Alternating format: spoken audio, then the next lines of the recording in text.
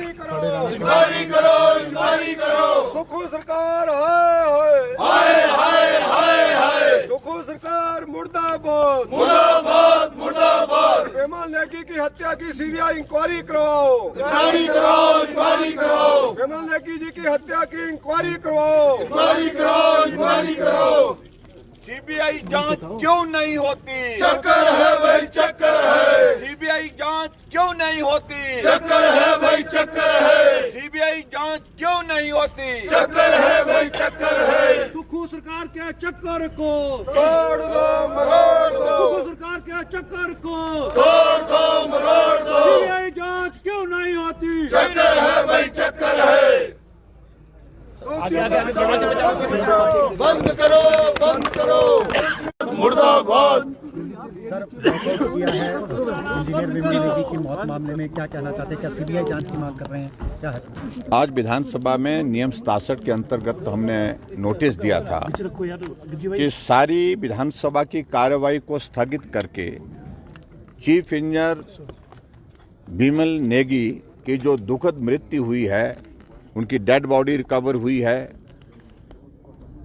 और उस पर बहुत सारे प्रश्न चिन्ह हैं कि वो हत्या है, आत्महत्या है। परिवार के लोग भी उठा रहे हैं और उनके साथ जो कर्मचारी अधिकारी जो काम करते थे उन्होंने भी उठाए हैं।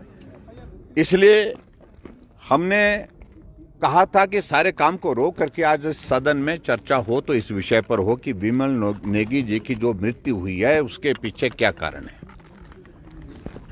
लेकिन हैरानी हुई जब नोटिस पर स्पीकर साहब ने कहा कि चर्चा नहीं हो पाएगी। अगर मुख्यमंत्री जी ने कुछ कहना है तो वो कह सकते हैं, लेकिन मुख्यमंत्री जी ने बैठे बैठे इशारा किया कि मुझे कुछ नहीं कहना है।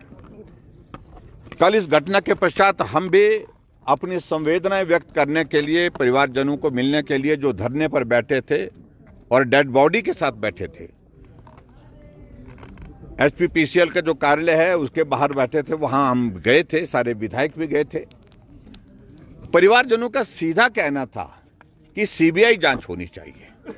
दूसरी बात उनकी ये थी कि जो अधिकारी हैं, प्रमुख रूप से 2 अधिकारियों के बारे में उनका कहना था कि उनका सस्पेंशन होना चाहिए और सिर्फ ट्रांसफर जो किया गया है उनको, उससे काम नहीं बनने वाला, उससे हम सहमत नहीं हैं।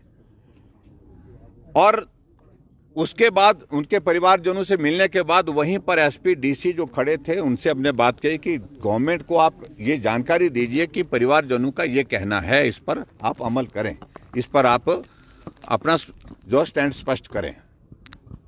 और हमारे जाने के बाद वहां पर कुछ मंत्री गए और बार बार परिवार वालों के ऊपर ये दबाव डाल करके कि आप जो है आप चले जाइए, हम कार्रवाई का आश्वासन देते हैं।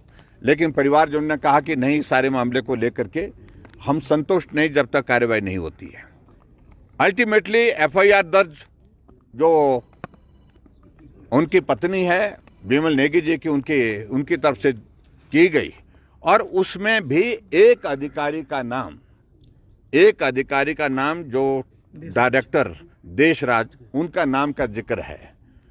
और दूसरा रेफरेंस सिर्फ जो है वो डेजिग्नेशन के साथ किया है दूसरे अधिकारी का, क्योंकि दूसरे अधिकारी जो वहां पर थे वो तो ट्रांसफर कर दिए गए थे, वो वहां पर जब मौजूद ही नहीं थे तो स्वाभाविक रूप से उनको बचाने के लिए उसमें गुंजाइश तराशी गई।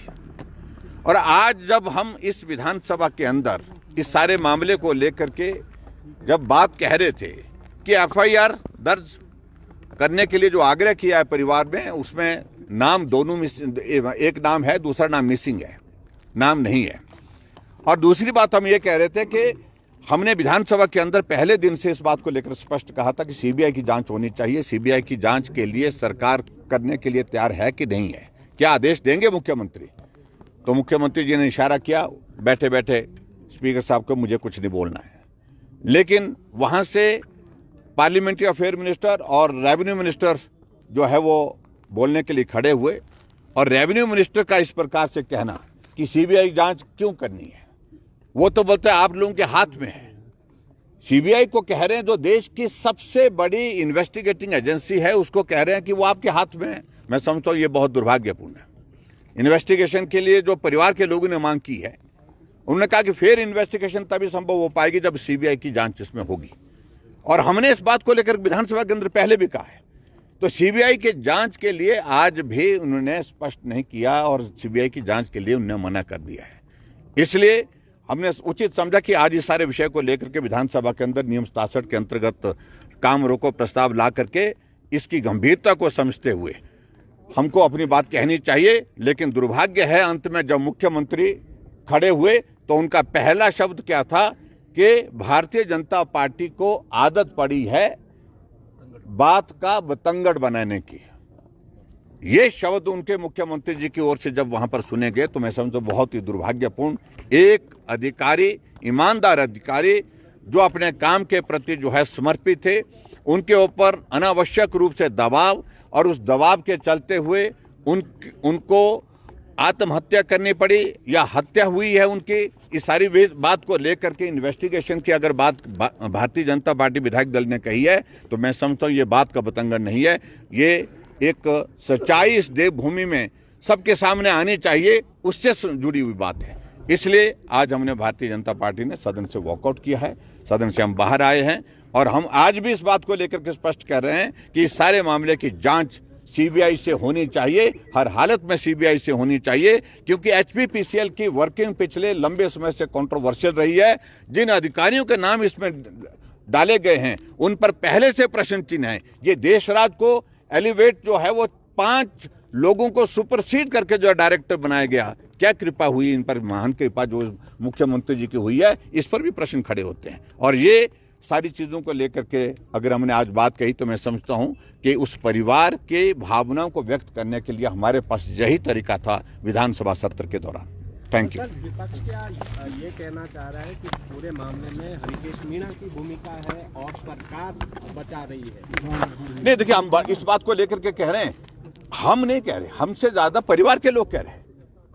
और परिवार के लोग कह रहे हैं, वो पीड़ा में हैं, दुख में हैं और स्वाभाविक रूप से उन्होंने इस दौर को देखा है प्रताड़ना का और उनके ऊपर जो दबाव का जो लगातार कई अरसे से चल रहा था।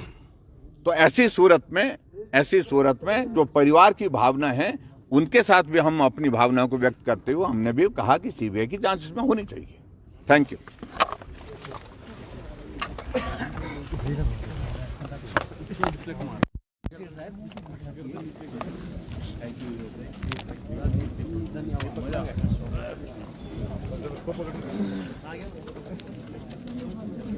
थकान से ना पूरा होगा, ऐसी तैयारी करती भागी।